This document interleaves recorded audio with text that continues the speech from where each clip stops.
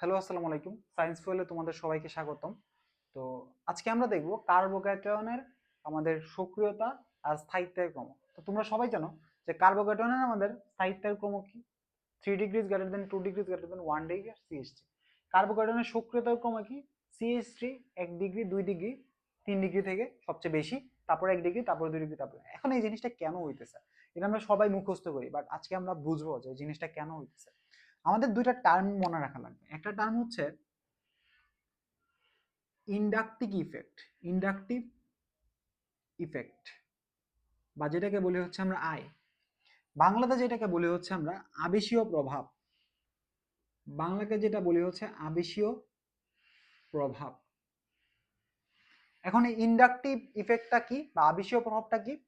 আবেশীয় প্রভাব হচ্ছে যদি কোনো হচ্ছে আমাদের প্রতিস্থাপক মৌল, বা যদি আমাদের হচ্ছে কোনো যৌগ আমাদের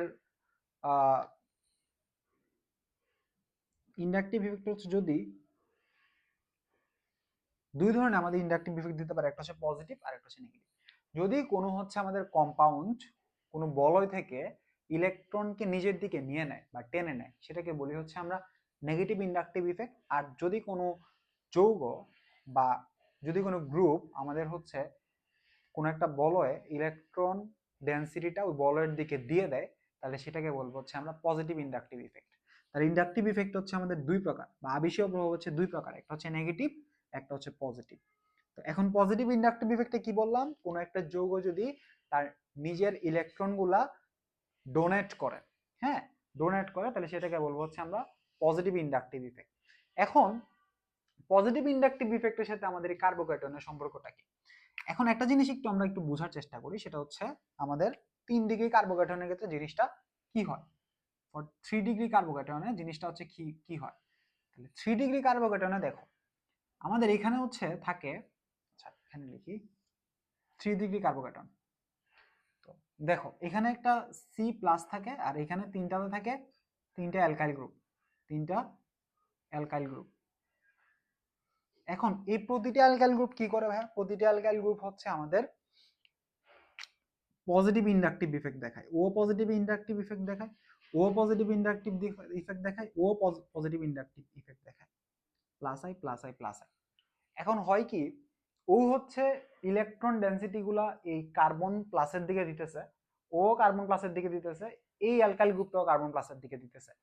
কার্বোক্যাটায়নটা বেসিক্যালি বিক্রিয়াটা করতো কেন? বিক্রিয়াটা করতে হচ্ছে সে যাতে কোনো একটা আদার্স কম্পাউন্ড থেকে বা আদার্স যৌগ থেকে সে যাতে আমাদের হচ্ছে ইলেকট্রন নিতে পারে এবং সে স্টেবল হইতে পারে।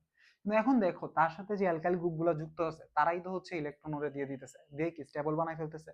স্টেবল বানাইলে কি ওর আদার্স কোনো যৌগের সাথে আমাদের যুক্ত হইতে চাবে? চাবে না, বা চাওয়ার আমাদের হচ্ছে টেন্ডেন্সিটা কমবে।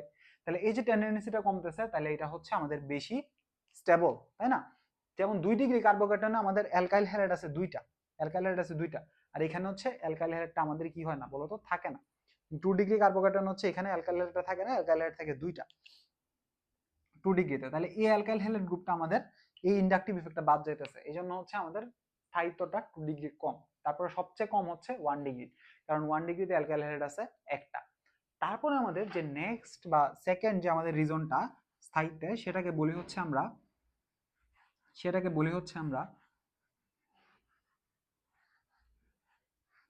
সেকেন্ড রিজনটাকে আমরা বলি হাইপার কনজুগেশন। সেকেন্ড রিজনটাকে বলি আমরা হচ্ছে হাইপার কনজুগেশন, হাইপার কনজুগেশন। এখন হাইপার কনজুগেশন কি ভাই? হাইপার কনজুগেশন হচ্ছে একটা তোমার হচ্ছে একটা অস্থায়ী প্রক্রিয়া। এখন ইলেকট্রন গুলা যখন হচ্ছে আমাদের কোনো একটা ধরো যৌগে ঘুরে বা কোনো একটা হচ্ছে কক্ষপথে ঘুরে, তখন ইলেকট্রন গুলাকে আমরা ইলেকট্রন ক্লাউড আকারে দেখি, ইলেকট্রন ক্লাউড আকারে দেখি, বা যেটাকে আমরা বাংলাতে বলি ইলেকট্রন ম্যাগ। ইলেকট্রন ম্যাগ জিনিসটা কি তোমাকে আমি একটু একটা সিম্পল এক্সাম্পলের মাধ্যমে বুঝাই। যেমন তোমাকে ধরো আমি একটা ফ্যানের তিনটা পাখা আছে, তিনটা পাখার মধ্যে মার্কিং করে দিলাম যে 1 নাম্বার পাখা, 2 নাম্বার পাখা, 3 নাম্বার পাখা। এখন ফ্যানটা আমি ফুল স্পিডে ছাড়ছি, তুমি কি আইডেন্টিফাই করতে পারবা ফ্যানের 1 নাম্বার পাখা কোনটা ছিল, 2 নাম্বার পাখা কোনটা ছিল, 3 নাম্বার পাখা? যদি আমি ফ্যানটা অফ করে দিই তখন হচ্ছে তুমি আইডেন্টিফাই করতে পারো। ঠিক একইভাবে যখন কোনো একটা কক্ষপথের লাচ্ছের ইলেকট্রন গুলো ঘুরতেছে, ইলেকট্রন গুলো হচ্ছে একসাথে আমাদের অনেকটা হচ্ছে তোমার মেঘের মতো হয়ে যায়, একসাথে হয়ে যায়, ইলেকট্রন গুলোকে তুমি আলাদা বুঝতে পারবে না। হ্যাঁ, এই জিনিসটাকে বলি আমরা ইলেকট্রন ক্লাউড বা ইলেকট্রন ম্যাগ। এখন হাইপার কনজুগেশনে কি হয়? হাইপার কনজুগেশন হচ্ছে সিগমা বন্ডের, সিগমা বন্ড, হ্যাঁ, সিগমা বন্ডের ইলেকট্রন ক্লাউডটা পার্শিয়ালি ডিসপার্স হয়। পার্শিয়ালি ডিসপার্স মানে কি? সিগমা বন্ডের আমাদের হচ্ছে ইলেকট্রন ক্লাউডটা তোমার অনেকটা আমাদের হচ্ছে বলয়ের দিকে ইলেকট্রনটা কিছুটা দিয়ে দেয়। যেমন ধরো ইলেকট্রন ক্লাউডটা যদি এরকম হয়, এতটুকু পোর্শন সে ক্লাউড হচ্ছে আমাদের মনে হয় সে হচ্ছে বলয়ের দিকে দিয়ে দিচ্ছে। হ্যাঁ, তাহলে তাহলে যার সিগমা বন্ড বেশি হবে তার হাইপার কনজুগেশনের মাত্রা বেশি হবে। এখন আমাকে বলো একটা মিথিলিন মূলক যেমন CH3, একটা মিথিলিন মূলকে আমাদের সিগমা বন্ড কয়টা আছে? 3টা আছে। তাহলে নাম্বার অফ মিথিলিন মূলক যত বাড়বে, নাম্বার অফ হচ্ছে CH3 যত বাড়বে, হাইপার কনজুগেশন কি তত বাড়বে না? হাইপার কনজুগেশন তত বাড়বে না? সিগমা বন্ডে ইলেকট্রন ডিসপারশন তত বাড়বে, কনজুগেশন তত বাড়বে, হাইপার কনজুগেশন যত বাড়বে তাহলে আমাদের ডিসপারশন তত বাড়বে। ডিসপারশন তত বাড়লে কি হবে? কার্বোক্যাটনের ক্ষেত্রে জিনিসটা চিন্তা করো একটু।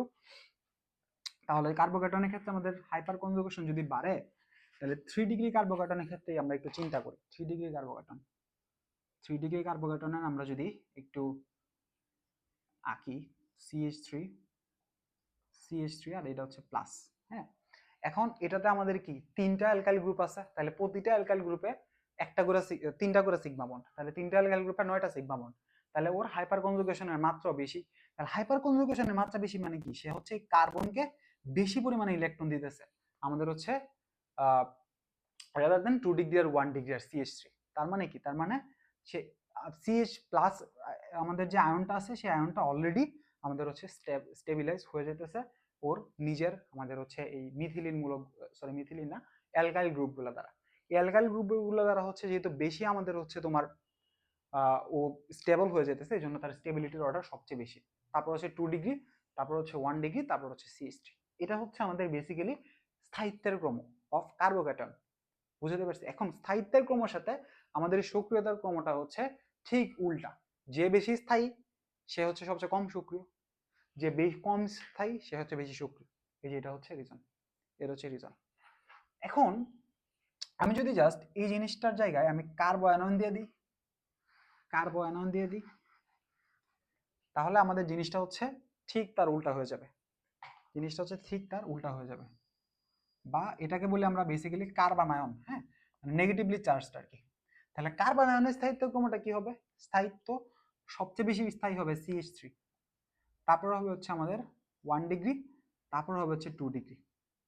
এই জিনিসটাও তাহলে ঠিক উল্টা হয়ে যাবে। তাহলে সবচেয়ে বেশি সক্রিয় হবে কে? 3 ডিগ্রি। এখন কেন হয় এটা ভাই? কেন হয়? এটা তো একটা প্রশ্ন। আমরা হচ্ছে দুইটা রিজন পড়ছিলাম, একটা হচ্ছে আমাদের হাইপার কনজুগেশন,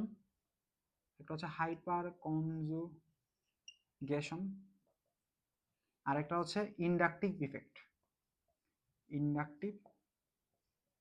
ইফেক্ট। এখন চিন্তা করো কার্বো অ্যানায়নগুলো কি হয়? কার্বো অ্যানায়নগুলো হচ্ছে এখানে C আছে, এখানে হচ্ছে CH3 আছে, এখানে হচ্ছে CH3 আছে, তাই না? আর এখানে হচ্ছে CH3 আছে, আর এখানে কি নেগেটিভ। এখন চিন্তা করো ওর অলরেডি নেগেটিভ চার্জ আছে ভাই। এখন তুমি যদি ওকে আরো বেশি নেগেটিভ চার্জ দাও তাহলে ওর কি হবে? নেগেটিভ রিপালশন বাড়বে। নেগেটিভ রিপালশন বাড়লে কি হবে? যৌগটা আরো বেশি আনস্টেবল হবে। বেশি আনস্টেবল হলে কি হবে? সে বেশি তাড়াতাড়ি বিক্রিয়া করতে চাবে। তাহলে বেশি তাড়াতাড়ি বিক্রিয়া করতে চাইলে কি হবে? তার সক্রিয়তা বাড়বে। তাহলে এই জন্য হচ্ছে আমাদের 3 ডিগ্রি কার্বো অ্যানায়নের হচ্ছে সক্রিয়তা সবচেয়ে বেশি থাকে। 2 ডিগ্রি কার্বো অ্যানায়নের ক্ষেত্রে আমাদের তোমার হচ্ছে হাইপার কনজুগেশন আর ইন্ডাকটিভ ইফেক্টের মাধ্যমে ইলেকট্রন আরেকটু কম যায়, এই জন্য আরেকটু সক্রিয়তা হচ্ছে কমে। 1 ডিগ্রিতে হচ্ছে সবচেয়ে সক্রিয়তা কম থাকে, 1 ডিগ্রিতে হচ্ছে। তো এটা হচ্ছে আমাদের রিজন। বুঝাতে পারছি? তাহলে কার্বো অ্যানায়নটা আমাদের নেক্সট যে বিক্রিয়াগুলো আছে সেটা বুঝতে অনেকটুকু হেল্প করবে। সবাই ভালো থাকো, সুস্থ থাকো।